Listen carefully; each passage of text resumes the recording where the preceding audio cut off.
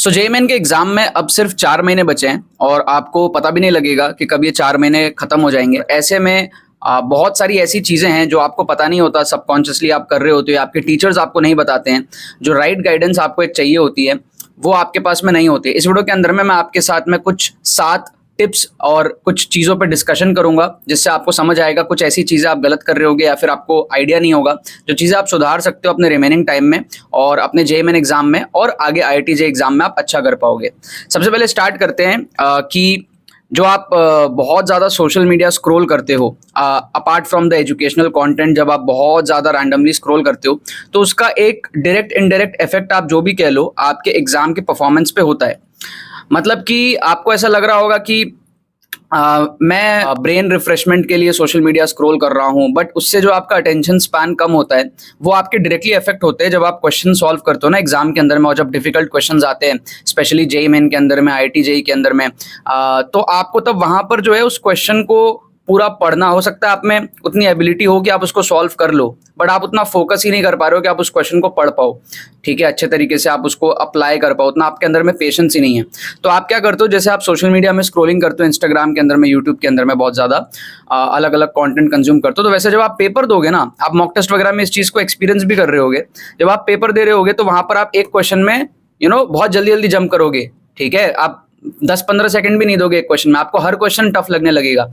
आप इजी छाटने के चक्कर में इतना इजी छाटने लगोगे कि आपके एग्जाम में ज्यादा क्वेश्चंस ही नहीं बनेंगे। So this is one of the most important thing जो आपको अभी से रोक देनी चाहिए, क्योंकि अभी से अगर आप इसको रोकोगे तो जो भी आपने डैमेज किया होगा पिछले 6-8 महीने में अपने दिमाग के ऊपर में, उसको आप ठीक कर पाओगे। आप में से मैक्सिमम स्टूडेंट्स की हालत होगी, कमेंट करके बताना जो भी स्टूडेंट्स इस चीज़ से सफ़र कर रहे हैं कि आप क्वेश्चंस को बहुत ज़्यादा देर तक दे ही नहीं पा रहे हो time because of your lack of attention span. दूसरा सबसे इंपॉर्टेंट बात यह है कि जो टीचर्स आपके साथ में डिस्कस नहीं करते हैं, दैट तुक्का tricks is very very important. जो साइंटिफिक तुक्का ट्रिक्स की हम बात करते हैं, जैसे ऑप्शन एलिमिनेशन, इंटेलिजेंट गेसिंग, जुगाड़ ट्रिक्स जो होते हैं, तो जो टीचर्स से आप पढ़ रहे होते हो ना, maximum teachers they have given their JEE in 1990s। तो उस टाइम पे क्या होता था ना, एमसीक्यूज नहीं हुआ करते थे, उस टाइम पे रिटन पेपर हुआ करता था पहले आईआईटी जेईई में। मोस्ट ऑफ द टीचर्स जो रेपुटेड टीचर्स हैं आज के डेट में, जिनसे आप पढ़ रहे होगे बड़े बड़े कोचिंग्स में, तो वो उस टाइम के एग्जाम दिए हुए टीचर्स होते हैं। सो उन्होंने कभी ये तुक्का ट्रिक्स की एप्लीकेशन देखी नहीं होती है, उनको कभी नीड भी नहीं होती, और नीड होती तो भी तो वो अप्लाई नहीं कर पाते। And then there are certain kind of students जिन्होंने अच्छी पढ़ाई करी होती है और उनको तुक्का ट्रिक्स की नीड ही फील नहीं होती है। So they have this kind of opinion कि भाई तुक्का ट्रिक्स काम नहीं आता। अदरवाइज आप देखोगे जितने भी यंग क्रिएटर्स हैं, ठीक है, तुक्का ट्रिक्स को हमने ही इंट्रोड्यूस किया यूट्यूब के अंदर में। आप tukkatricks.com पे जाओगे तो वहां पर आपको तुक्का ट्रिक्स के मेरे सारे कोर्सेज देखने को मिलेंगे। जेईई मेन के कोर्स में अभी डिस्काउंट भी चल रहा है काफ़ी, आज शाम तक, तो आप उसको भी चेकआउट कर सकते हो, लिंक डिस्क्रिप्शन में दिया हुआ है। सो इन चीज़ों का इंट्रोडक्शन हमने किया जो नए क्रिएटर्स हैं, ठीक है, क्योंकि हमें इस चीज़ की नीड फील हुई कि हमारा एमसीक्यू बेस्ड एग्जाम है और उसके बाद में हमारे पास में प्रिपरेशन अगर उतनी अच्छी नहीं है तो हम किस तरीके से उसमें एग्जाम में स्कोर बूस्ट कर सकते हैं नेगेटिव मार्किंग को टैकल करते हुए, ठीक है। सो मेजॉरिटी स्टूडेंट्स आज की डेट पे, even the toppers, are increasing marks by guess work, और आपको दिख रहा है वो चीज़ यूट्यूब के अंदर में। हमारे हजारों स्टूडेंट्स हर साल जो है तुक्का ट्रिक्स से स्कोर बूस्ट करते हैं जेईई मेन में और अलग अलग एग्जाम्स के अंदर में। So that is one thing very very important.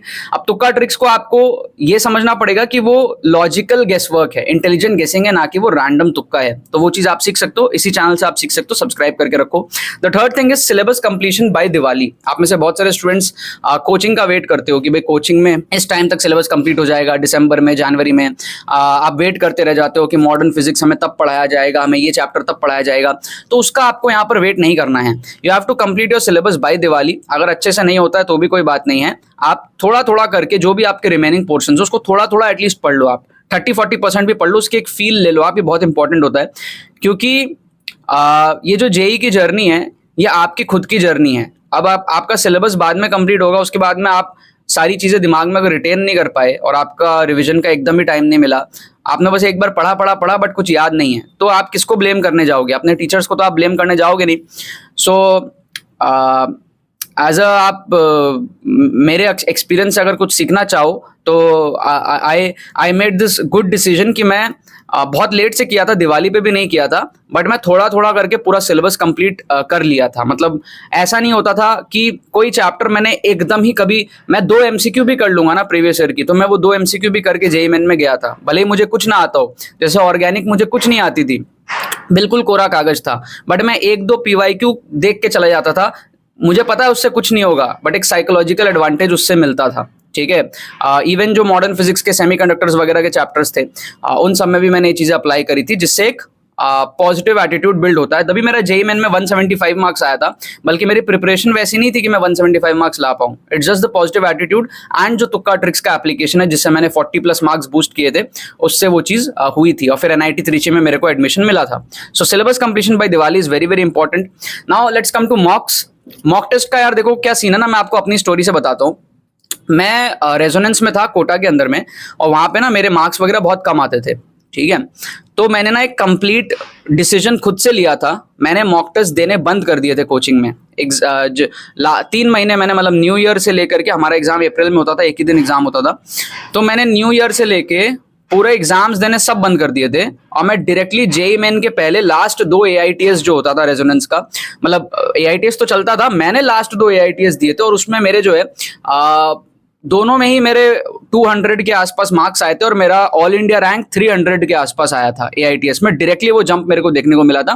2.5-3 महीने मैंने एकदम मॉक्स नहीं दिए थे, बट ये मॉक्स मैं बात कर रहा हूँ, कोचिंग में नहीं दिए थे, मैं घर में मॉक्स देता था। ठीक है, खुद से मॉक्स की एनालिसिस करता था। तो ये बहुत जरूरी है कि आपको एटलीस्ट, मेरा मानना है, 20+ मॉक्स आपको खुद से देना चाहिए before joining any mock test series. आप कहीं पर भी ऑनलाइन ऑफलाइन कोई भी मॉक टेस्ट के लिए आप टेस्ट सीरीज ज्वाइन कर रहे हो, you should give 20 mock test on your own. किसी किताब से दो, चाहे आप अपने लैपटॉप पे बैठ के दो, कोई प्रीवियस ईयर पेपर उठा के दो, रैंडमली जेईई मेन का ऑफिशियल पेपर सिलेक्ट करो, या फिर बहुत अच्छी मॉक टेस्ट की किताब सिलेक्ट करो, और उस पर आप मॉक टेस्ट दो, कम से कम 20। ठीक है, उससे क्या होता है ना, आपको एकदम पक्का हो जाता है कि आपको कितना आता है और कैसे आप प्रोग्रेसिव इंप्रूवमेंट कर रहे हो। हर 2-3 मॉक टेस्ट के बाद में आप देखो कि ये टॉपिक्स में एक्स्ट्रा कर सकता हूँ, ऐड ऑन कर सकता हूँ, फिर उसको अगले में इंप्लीमेंट करो, आपका स्कोर बढ़ेगा। ये प्रोसेस मैंने किया था। 2-3 महीने का मैंने पूरा ब्रेक लिया था मॉक टेस्ट से, और मैं डायरेक्टली मॉक टेस्ट देने गया था। आप सोचो, जेईई मेन के पहले मेरी ऑल इंडिया रैंक 300 आ गई कोचिंग के अंदर में, ऑल इंडिया रेजोनेंस जैसे कोचिंग में, तो वो मेरे को एक बहुत ही अच्छा मेंटल बूस्ट दिया था। जबकि उसके 2-3 महीने पहले मेरी हालत कहीं नहीं थी, मतलब मेरे 100 नंबर भी नहीं आते थे जेईई मेन के मॉक टेस्ट में। तो समझ रहे हो, बूस्ट आपको मिलता है जब आप एक ब्रेक लेते हो। Next is that you don't need to attend classes. आप लोग बहुत ज्यादा क्लासेस अटेंड करते हो, आपको लगता है कि अगर आप क्लासेस अटेंड नहीं करोगे तो आपका जेईई क्लियर नहीं होगा। जब मैं कोटा में था मेरे ड्रॉप ईयर के टाइम पे, तो मेरे बहुत सारे ऐसे दोस्त थे जो क्लासेस अटेंड करते थे, और वो मुझे ताने मारते थे कि भाई तू क्लासेस अटेंड नहीं कर रहा, तेरा सिलेक्शन नहीं होगा। और उन सबका जेईई मेन भी क्लियर नहीं हुआ था, मेरा आईआईटीजे एडवांस भी क्लियर हो गया था।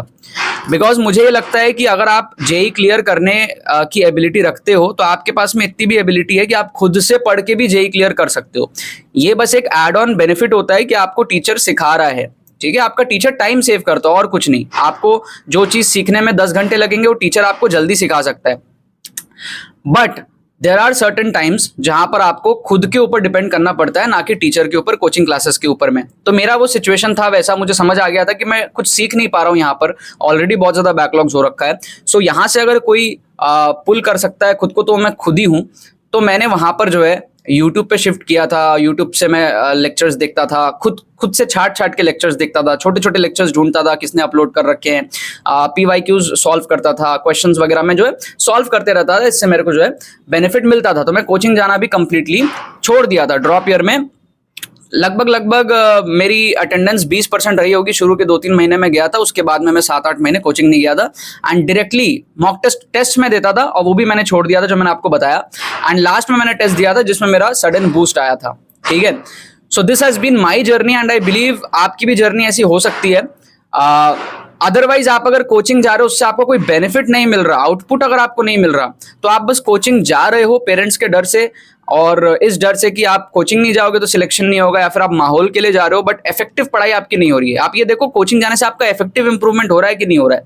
अगर नहीं हो रहा है, कोई बात नहीं, 2-4 दिन लगेंगे, खुद को सेटल करो, खुद से पढ़ो, आपका वहां से एक बेनिफिट आएगा। क्योंकि if you can't clear JEE by your own, that means you can't clear JEE with any faculty all over India, ठीक है। हर जेई क्लियर करने वाले बच्चे में, चाहे आप मेंस क्लियर करो, चाहे आप आईआईटी क्लियर करो, जो भी आप क्लियर कर रहे हो, आप में इतनी एबिलिटी होती है कि वो आप खुद से भी कर सकते हो। टीचर बस आपका टाइम सेव करता है, ठीक है। बहुत सारे ऐसे भी एग्जांपल्स है स्टूडेंट्स के, मेरे खुद के स्टूडेंट्स के, जिन्होंने बोर्ड लेवल की प्रिपरेशन करी थी, वो भी जेई क्रैक कर लिए थे, because they did it in a certain right manner, जो आप नहीं कर पाते हो, ठीक है। Then there is board exam preparation. बहुत सारे स्टूडेंट्स को लगता है ना कि बोर्ड एग्जाम प्रिपरेशन तो कर लेंगे, बाद में कर लेंगे। बहुत इंपॉर्टेंट बात बताने जा रहा हूं, बोर्ड एग्जाम प्रिपरेशन कोशिश करो एडवांस में कर लो, क्योंकि देखो जब आप जेई का प्रिपरेशन कर रहे हो तो आपके दिमाग में टारगेट होता है कि मुझे 40% मार्क्स लाना है आईआईटी जेई में, 60% 70% मार्क्स लाना है मुझे जेई मेन में। आपका ये टारगेट नहीं होता कि मुझे 90% लाना है, 95% लाना है। बट जब आप बोर्ड्स के लिए पढ़ रहे होते हो ना, तो आपका टारगेट रहता है मुझे 95% लाना, मुझे 90% लाना है। वहां पे ना कुछ छोड़ने का स्कोप नहीं रहता, आपका साइकोलॉजी ऐसा बन जाता है मुझे सब पढ़ना है, सब रट्टा मारना है, कोई क्वेश्चन छोड़ना नहीं है। जेई में यू हैव अ फ्लेक्सिबिलिटी कि चलो ये रोटेशन टफ है तो मैं इसको छोड़ देता हूं, चलो केमिस्ट्री इजी है तो मैं इसको पढ़ लेता हूं। बोर्ड्स में ऐसा नहीं होता, आपके माइंड में एक प्रेशर रहता है कि भाई घर वालों को क्या जवाब देंगे, वो सबसे पहले बोर्ड्स का पूछने वाले हैं, तो आप बोर्ड्स में सब कुछ पढ़ते हो। तो बोर्ड्स का preparation is the best way to cover your theory. जब आप बोर्ड्स के लिए प्रिपेयर करते हो ना, एनसीईआरटी प्रिपेयर करते हो, सारी चीजें प्रिपेयर करते हो, तो आपकी थ्योरी बढ़िया हो जाती है एकदम। और बोर्ड्स की थ्योरी को कभी अंडर एस्टिमेट मत करो, ठीक है। बोर्ड्स की थ्योरी और जेई मेन की थ्योरी में कोई ज्यादा डिफरेंस नहीं है। तो बोर्ड्स के जब आप पढ़ोगे तो आपकी सारी चीजें इक्वल लेवल पे प्रिपेयर होंगी। वहां आप ये नहीं सोचोगे कि ये चैप्टर मुझे टफ लगता है, ये इजी लगता है। आप सब पढ़ोगे कि आप 90% के लिए पढ़ रहे हो उस टाइम पे। तो जब आप जेई की प्रिपरेशन कर रहे हो, बोर्ड्स की प्रिपरेशन थोड़ी सी एडवांस में कर लोगे तो आपको जेई में बहुत बेनिफिट मिलेगा, क्योंकि आपकी थ्योरी कवर्ड रहेगी। Then you just have to work on numericals more and more, right. And the last thing is that avoid motivation and do the real work. आप बहुत ज़्यादा यूट्यूब पे मोटिवेशन ढूंढते रहते हो, इंस्पिरेशन ढूंढते रहते हो, बहुत सारे सक्सेस स्टोरीज ढूंढते रहते हो, सर्च करते रहते हो इस तरीके की टाइटल्स के, can you still crack JEE in 4 months, अभी से स्टार्ट करके हो जाएगा क्या, ये कैसे करे, वो कैसे करे। जितना ज़्यादा आप आउटर मोटिवेशन ढूंढोगे, आप एडिक्टेड हो जाओगे उस चीज़ का। आपको रियल काम करना है, क्योंकि हमने जब जेई क्रैक किया था, हम रियल काम करते थे, रियल पढ़ाई करते थे, स्पेशली लास्ट के टाइम पे। हम वहाँ पर मोटिवेशन ढूंढने का ये नहीं था कि क्या मैं कर सकता हूँ, क्या इस टाइप के थॉट्स ही नहीं आते थे हमारे दिमाग में, जो आपके दिमाग में आजकल आते हैं ज़्यादा। तभी इस टाइप की वीडियो ज़्यादा चलती है कि भाई can you still crack JEE, ऐसा वैसा, ठीक है। अभी से आईआईटीएन बनना पॉसिबल है, वो सब पॉसिबल होता है। आप कर सकते हो या नहीं कर सकते हो, आप कुछ भी कर सकते हो, ठीक है। लेकिन अगर सोचते चले जाओगे, टाइम ही कम बचेगा बाद में, तब नहीं कर पाओगे ना, फिर ड्रॉप लेना पड़ेगा, या अगर ऑलरेडी ड्रॉपर हो तो और टेंशन वाली बात है। सो इसीलिए रियल काम करो। आई होप ये 7 टिप्स आपको बहुत ज्यादा हेल्प किए होंगे। मेरा जेईई मेन 2026 का तुक्का ट्रिक्स कोर्स लिंक आपको डिस्क्रिप्शन में मिलेगा, आप जाके उस पर एनरोल कर सकते हो जल्दी से। कोई भी क्वेरी होती है हमारी टीम का व्हाट्सअप करके पूछ सकते हो, कमेंट करके बताओ आपको अगली वीडियो किस टॉपिक पे चाहिए। Thank you so much.